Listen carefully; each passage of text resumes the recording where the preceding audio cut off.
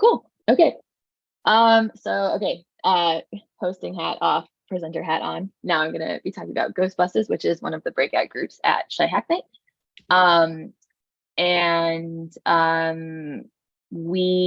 guess next slide, Kyle, if you can. We are a group that has been looking at CTA bus reliability by route. And specifically, our original research question was about geographic disparities and where are the more and less reliable routes located in the city of Chicago. So on the left is a map that's taken from our site, ghostbusters.com. And I think I'm going to hand it over to Kyle to do a little bit of a demo of the site. Oh, thanks, Lori. So here is the Ghostbusters site. And there's a little explanation about what Ghostbusters is all about here. But I'd like to jump into the interactive map, which we got a sneak preview of on the previous slide. And a couple significant things that I want to highlight here. Ghostbusters provides, in addition to the kind of publicly accessible raw data that this is built on, a map like this provides a visualization that makes that publicly available information a lot easier to digest and make sense of in a meaningful way.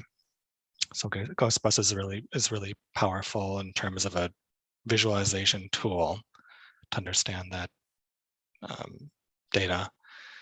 And also it provides a comparison of the reliability reliability of routes as compared to other routes within the city. That is to say, given a published schedule from CTA, how reliable is this route, for example, in comparison to routes across the rest of the city? And I can even drill down into information about a particular route like that and see how does it break down in comparison to other routes throughout the city? Where does it rank? Things like that. I can get more stats as well. And there are even more visualizations and stats that are coming in a future feature release. And we'll get to those a little later.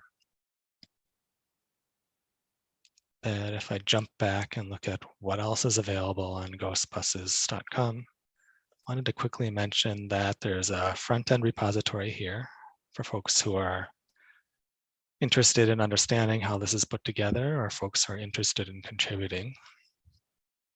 And likewise, there's a back-end repository that's responsible for making all this route reliability information available for the front end to display here.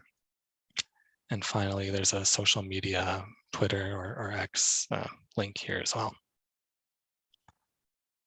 So that's a quick high-level overview of what's available on the site. I'd like to pass it back over to Lori for the next slide. Yeah, thanks, Kyle. So the one thing I wanted to talk about here is some of the impact that the project has had. So we launched in, the website launched like last November. So maybe a little less than a year. And we've been able to kind of have some kind of cool impacts.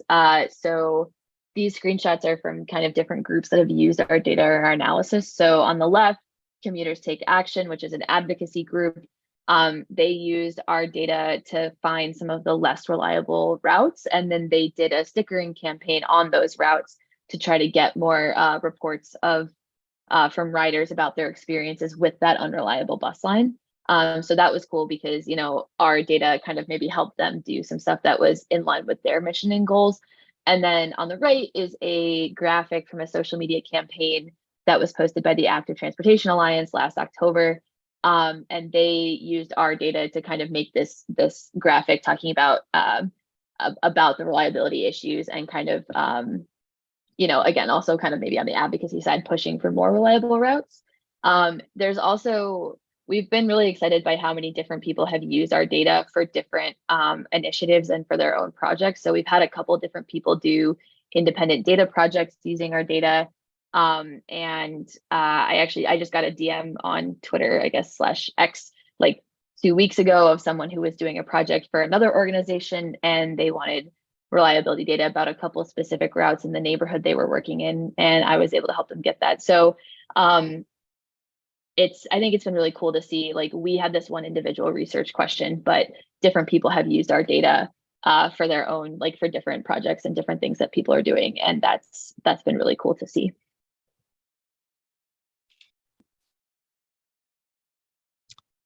And I'll just really quickly give a sneak preview of some exciting things that are coming up for Ghostbusters.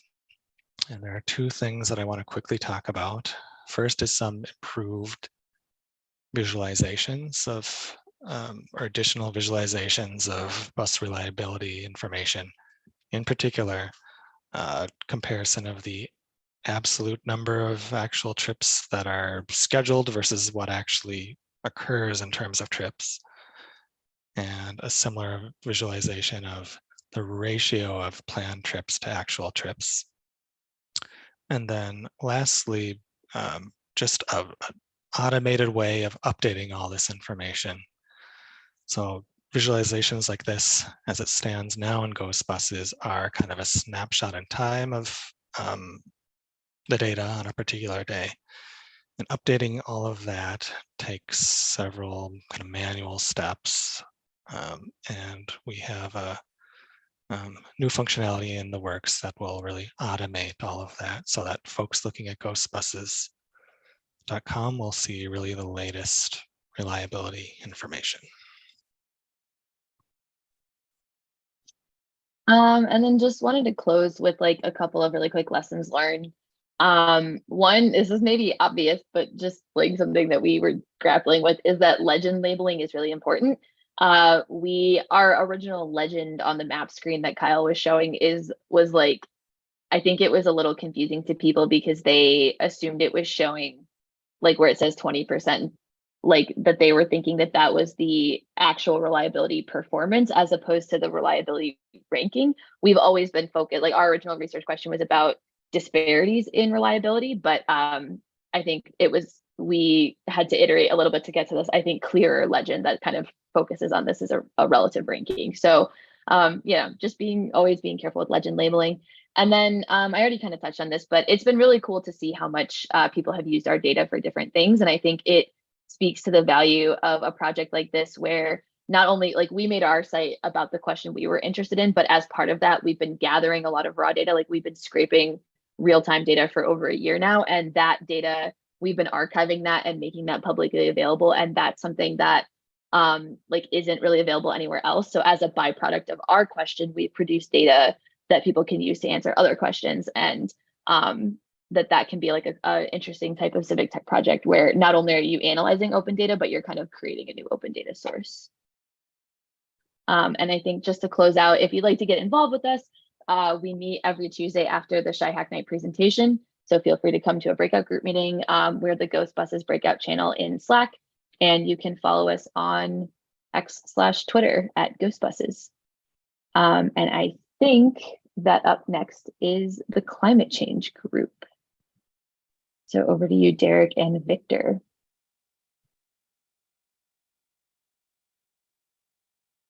All right, hello. We are the climate change group. I'm Derek. And I'm Victor. Yeah, we're going to be talking about climate change, and we have 2 different sub-projects today. So we're going to kind of tag team it here. Derek, anything you want to say before I just jump right in? Yeah, I'll just add that, our group has been meeting for 2 years now, about inspired by a presentation at Shy Hack Night by one of my co-founders of Shy Hack Night, Juan Pablo Velez, who's become a climate activist. And it set us off on this sort of journey to start building tools and looking at data to help support climate arguments for things like electrification, and we've recently gotten more into advocacy with local and state groups. So both of these projects are kind of starting to move in that direction, but the sort of first project we worked on, which some of you might be familiar with, is called Decarb My State. And that project's kind of done-ish, like we've kind of reached a good stopping point on it, and we've started to shift into some of these other projects that are a little bit more local or specific to a particular piece of the climate change issue. So yeah, that's us. And yeah, you wanna show what you got, Victor?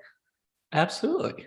Yeah. So as Derek kind of mentioned, we have been juggling a few different projects as the climate change group. And Derek, if you can just give me a thumbs up that you can see what you're supposed to be seeing. Yeah, you're good. Perfect.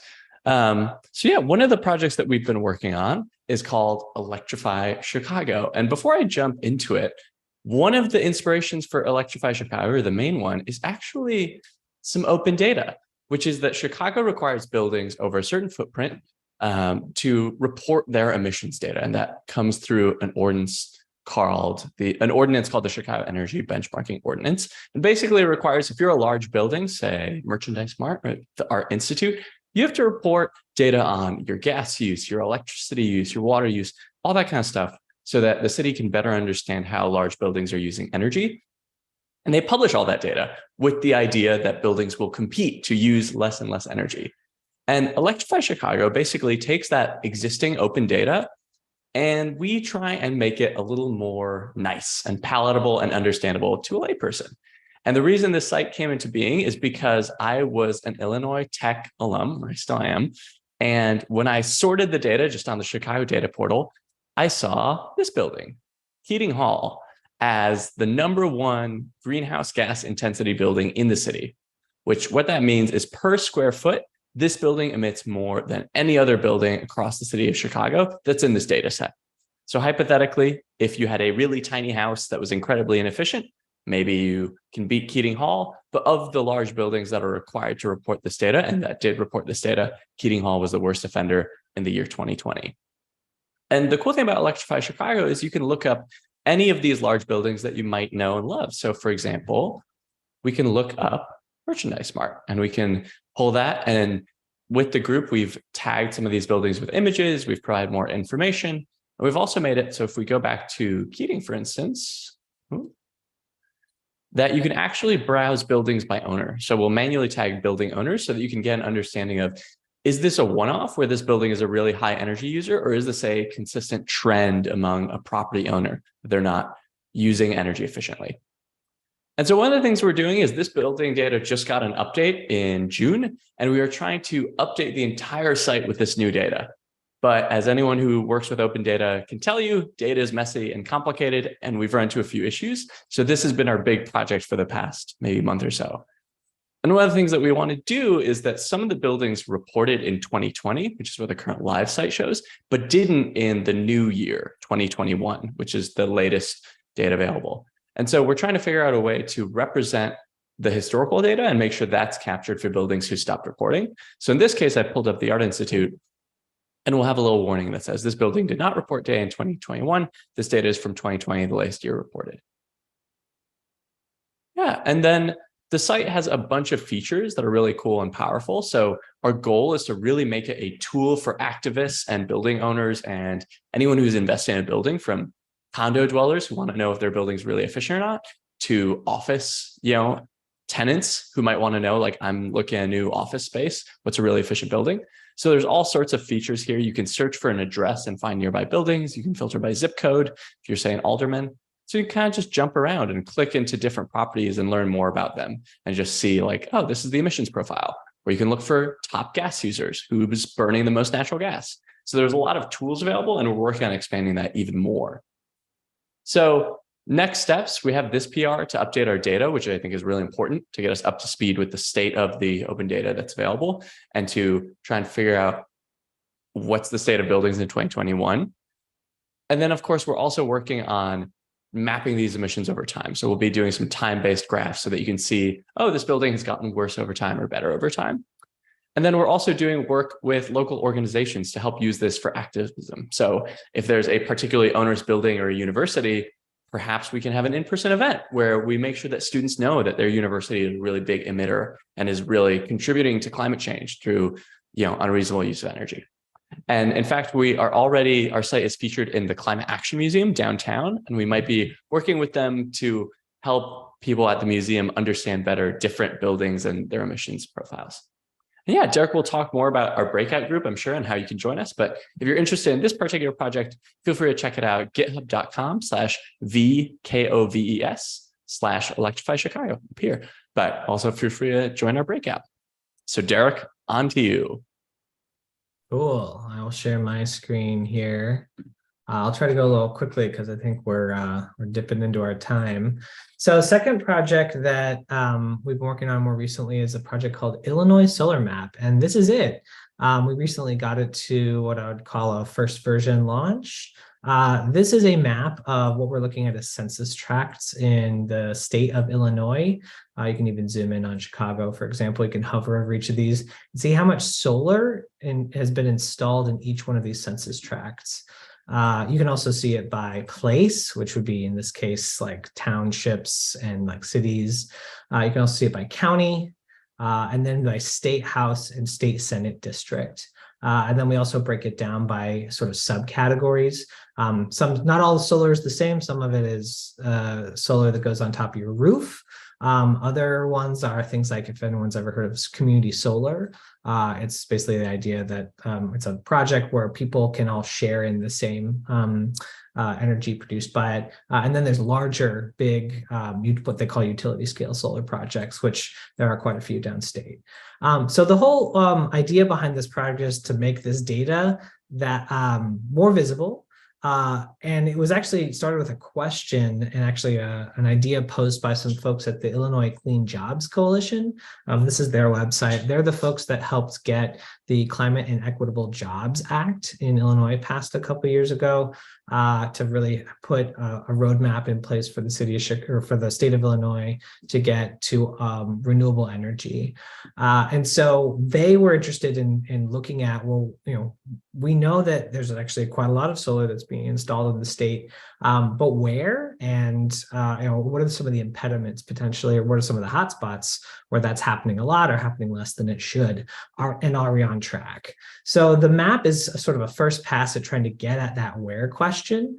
The data comes from several sources. It turns out there's not one single data source that tracks all of this that I could find for the state of Illinois. So we pulled it from a few sources, including the EIA, which is the Energy Information Association or agency at the federal government, and then a state agency that you maybe never heard of called the Illinois Power Agency.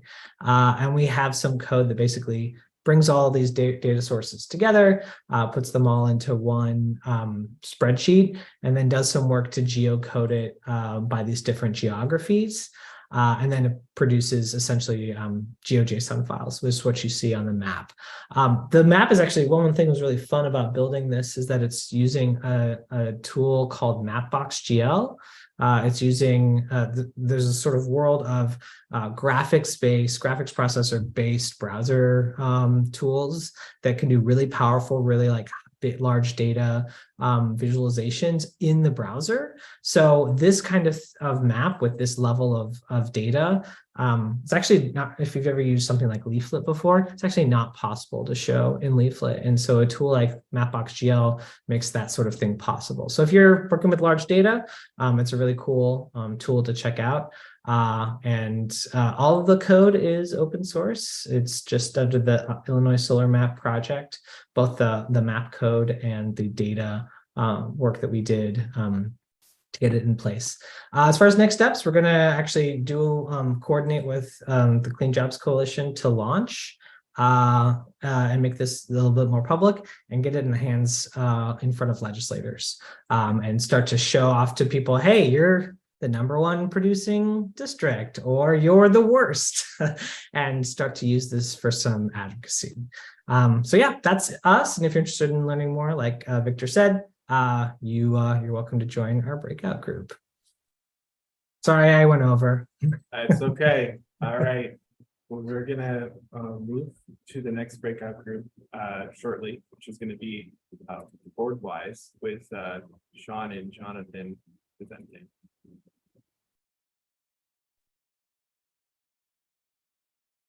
All right. We have our presentation coming up in a second here.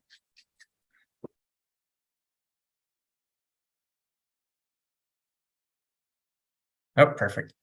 Okay, so we are WardWise, and we are a breakout group focused on local infrastructure and infrastructure spending across the city of Chicago. So next slide. Very important background information for those not familiar. The city of Chicago is split up into 50 wards. It's over there on the right. And each year, each ward gets $1.5 million to spend on local infrastructure. And that's through the city's aldermanic menu program, sometimes referred to as menu money, and it is up to the alder's discretion how they want to spend it. So it is either things like street resurfacing, sidewalks repair, bike lanes, anything brick and mortar. Next slide. And some wards do this through what's known as participatory budgeting. So that's where there's community involvement in the process, but other wards, it's up to the alder's discretion. And across the city, the participatory budgeting is managed by UIC's Great Cities Institute. So that's how I got involved with this data. I was volunteering in my ward for participatory budgeting and doing focus groups with Great Cities Institute. And I got into a conversation about the data. And one of the things they wanted to do is take this community hardship index they've made and map the ward spending onto it to see if participatory budgeting is resulting in more equitable spending. So is the money going to the areas in the city that need it most? And to do that, they need an itemized list or breakdown of what money is being spent on each ward. So next slide. The good news is that information is all publicly available. It's on the Chicago's Capital Improvement Archive going back a decade, but click.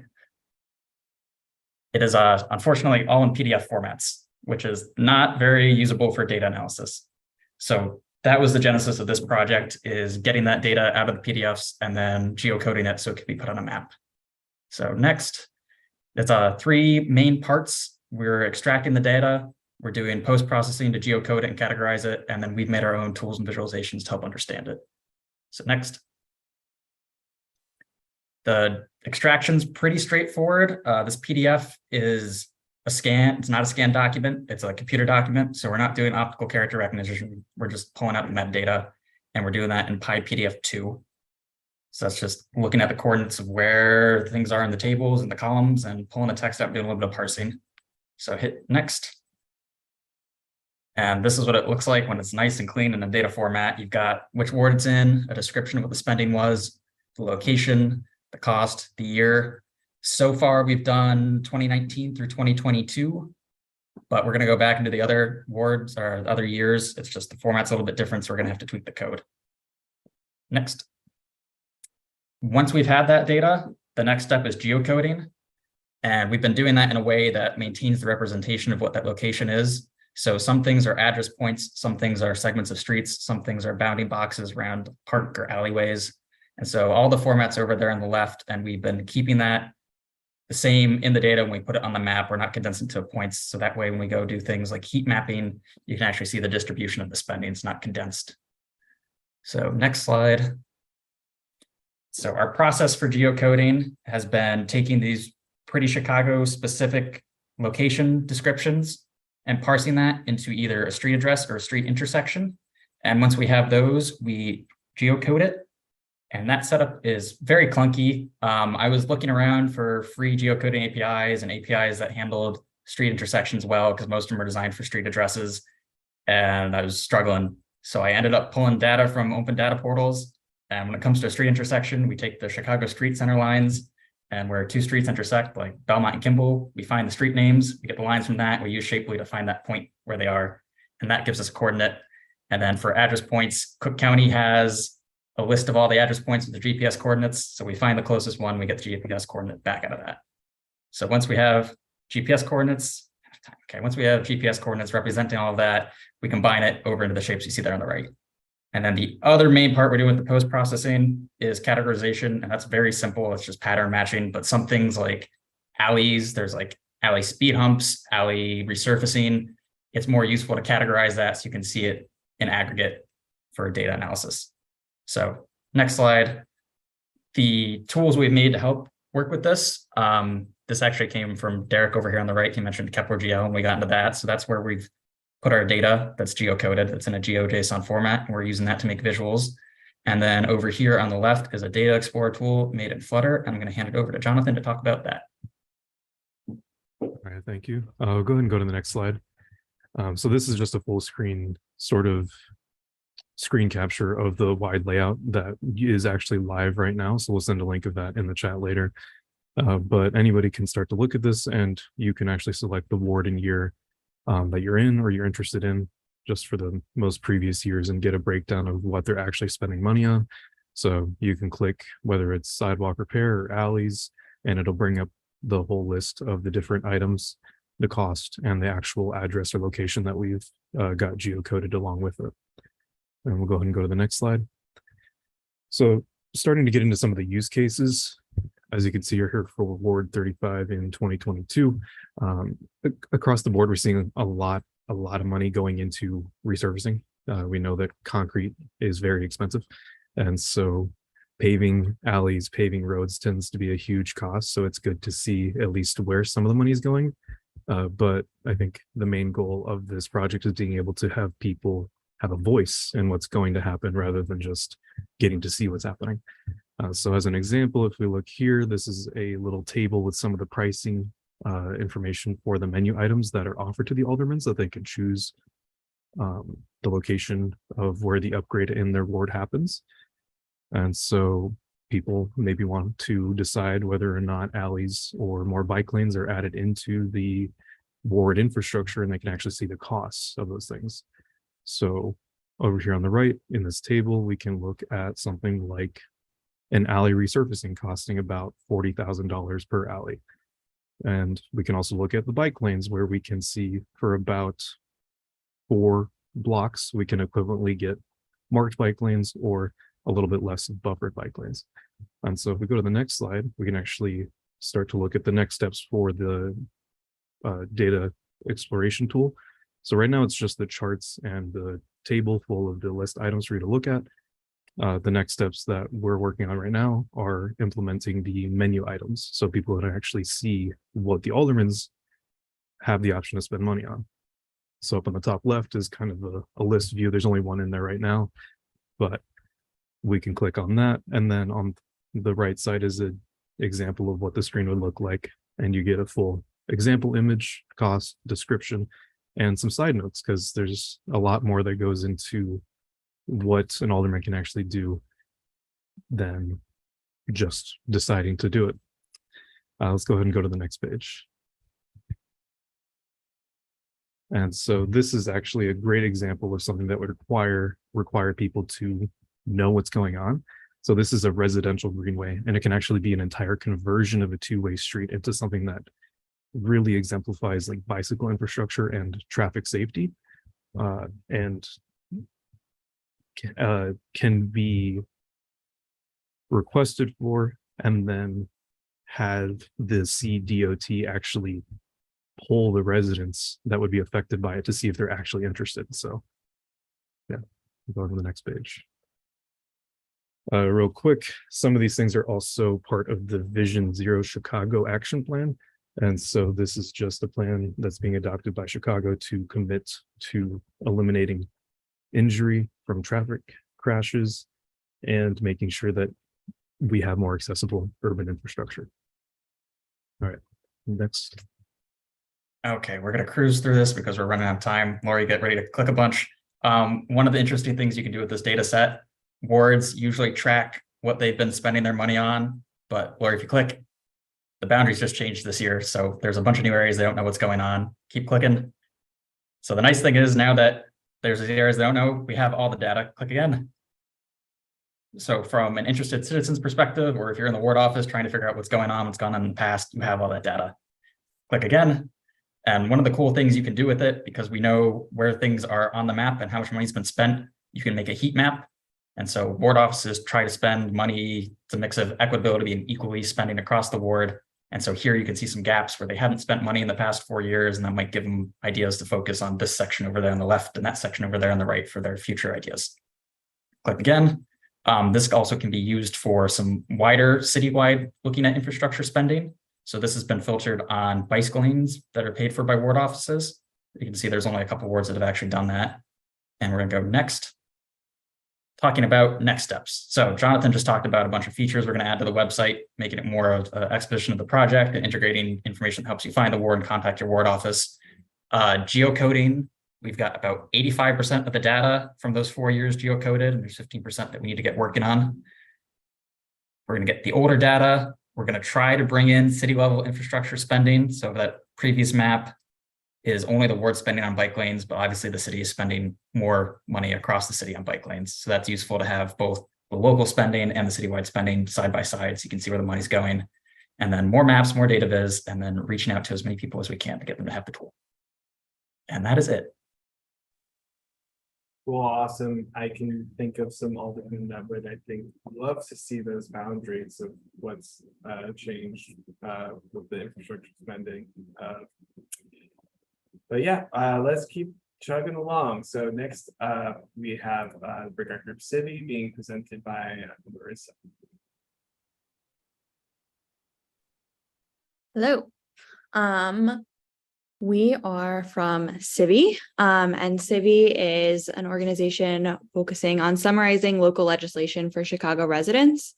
So I joined this breakout group in, I think, March, April-ish, so it's been a few months. And we've kind of focused on a few different directions for this, but essentially the problem that Civi is aiming to tackle is that it's very hard to know what legislation is being proposed that could affect you. And even if you do know, it's hard to understand what the actual legislative language means. It's not all written in a way that is meant to be understood by the average resident. So we're kind of interested in the cycle between knowing about legislation, understanding what it means, engaging with legislation and with your representatives, and kind of how that fulfills itself. So where we are focusing our efforts right now is on this summarization piece. So we have a homepage that essentially lets you find city, state, and federal legislation. You can filter by different topic areas and also find bills that were sponsored by your representative or are being voted on by your representatives at these different levels. And something that we are kind of experimenting with in this area is using AI to help break down the language in these bills. So we are using a prompt with OpenAI to summarize pieces of legislation.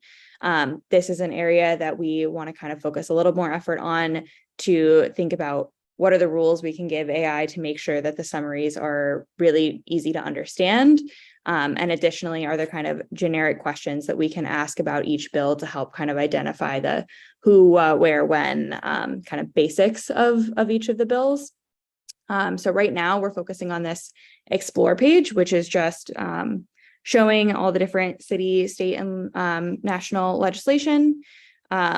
We want to, like I said, advance the summaries, as well as we're working on pulling out the progress information. So if we go back to the homepage, we have a little kind of our narrative of where we've been and where we're going. So we started with being able to find your representatives and then browse legislation, which is that explore page we were just looking at. And what we're working on next is taking the metadata about the bills. They have kind of progress metadata and making that visible so that you can actually see when something is approved by the House or the Senate, or when something is vetoed or goes to a committee, things like that, so that you can follow along with where it is in the process.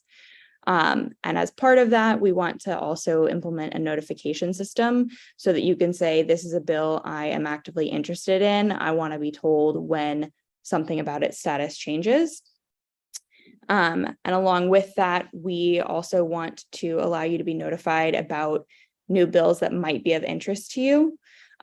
So we want to build out kind of an area where you can say, I'm interested in topics like education or environment or infrastructure, whatever kind of is of interest to you, and use that information about the bills to notify you when something comes up that you may be interested in. Some other directions that we have explored are kind of the next phase of this, which is actual engagement. So once you have a piece of legislation that you care about, how do you work with your representative to make sure that your voice is heard in the decision-making process? So that is kind of our long-term vision. We want this to be a tool that empowers residents to know what is going on, what's on the table for people to vote on, and also have a voice in that conversation, and actually influence the way that their representatives are voting on different things. But for now, we are focusing on the knowing about and understanding legislation piece. And this code currently is all open source and lives in our GitHub repos. So we have the Civi MVP repo is our kind of front end. We're using Remix and React to render all of this. And then we have a kind of backend data repository. And what's nice about this is that we've set up an automated pipeline. So we are getting the city, state, and federal data every night, and then kind of caching that so that the front end can just have access to it and not have to make those calls in live time. So we are working on kind of building that out a little bit more and updating the visual features that you can actually engage with based on that data. We have also recently seen that there are a few other organizations out there with the name Civi. So we are undergoing a little bit of a rebrand as well. So if anyone is interested in legislation data, visualizing legislation, following legislation, connecting residents with representatives, we would love to have you. And this is an exciting time for our breakout group to really hone in on what our vision and direction is, and what features we want to support for residents with their local legislation. And Sartaj, I don't know if you have anything else to add to that. No, that was awesome. Cool, thank you. All right, great. Thanks all. So we still got some time for Q&A. If you have any other questions, feel free to drop them in the YouTube chat. And I will go ahead and start asking some of them. And, there's a couple breakout group people presenting here. So if you guys have questions for the breakout groups, let us know too. But first, we've got a question from Stephanie on the chat asking for Civi, asking, was there a reason for using the OpenAI versus like a custom large language model?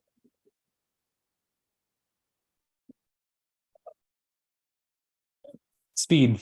Yeah, I think that was the main reason. It was especially at the time when we did the first summarization, like just the tool sets that were out there. Kind of the LLM landscape, is shifting very quickly in terms of like how different frameworks are working, different libraries are working. I think if we did it today, we could leverage a custom LLM, but by kind of doing the caching methodology that we've done, we were able to make it pretty easy to just use OpenAI a few times to summarize the active legislation, and keeps our costs pretty low with them. Oh, yeah, makes sense. A question from Joel to WordWise. Joel wants to know, have you taken a look at which vendors end up with these contracts? Are there some vendors getting multiple contracts from these? Joel's on the case. Oh, I have not looked at that part of the data. It's not in the data set. That's got to be all through the city. I think the wards present it to the city what they want to spend the money on, and the city handles all that, how it actually gets done. So sorry, can't give you too much info on that. So it's okay. Maybe not a huge surprise, depending on how close you follow the way the city operates. Another question for WardWise. Someone wants to know, is there anything that indicates whether a project has actually happened?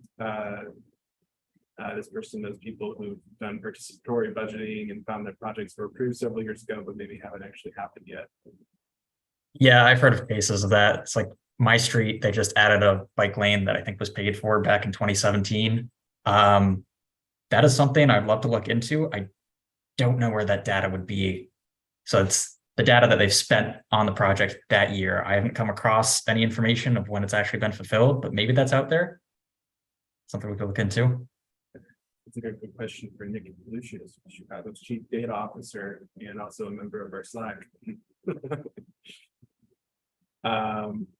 Okay, we've got time for a few more questions, so feel free to drop them in the chat. I have some questions I was questioning along as we went.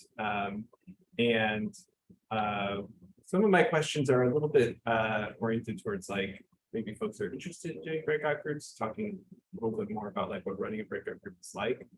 So I have a question for Ghostbusters, which is what would you say have been like the benefits and or challenges of like running the breakout group over like a longer period of time? Like what's the value of doing that, and like how does that look for you? Yeah, there's definitely pros and cons. I mean, well, like we have been kind of working on the same project the whole time. Climate change has been working longer than us, but they've kind of worked on like more kind of discrete projects, as we kind of saw in their presentation.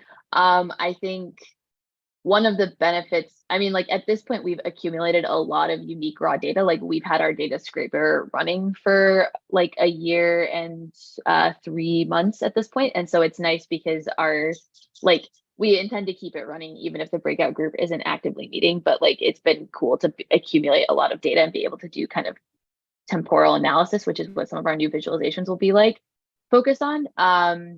But I think the challenge is basically just managing like engagement. Like, you know, not everyone, like we've had folks having to kind of like step in and step out as their own capacity changes. And so we are kind of beginning to plan to wind the active breakout group down, partially for that reason. But I think it's also been cool because we've got to see people have like learned new skills as part of the group, you know, and kind of so I think we've not been we haven't been super aggressive on our timelines, which is nice because we give people space to like learn and grow and stuff, which is nice.